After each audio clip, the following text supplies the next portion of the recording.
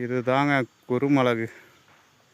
மிளகு நிறையா பேர்த்துக்கு எப்படி உருவாகுது அப்படின்னு தெரியாது. கிராமத்தில் உள்ளவங்களுக்கு தெரியும், சிட்டியில் உள்ளவங்களுக்கு தெரியாது. இந்த பாருங்க இப்படி தான் கொடி அடியில் ஒரு நல்ல பெரிய மரமாக தேக்கு மரம் இல்லை தென்னை மரம் அந்த மாதிரி வந்துட்டு அதில் வந்து ஏற்றி விட்டுறது.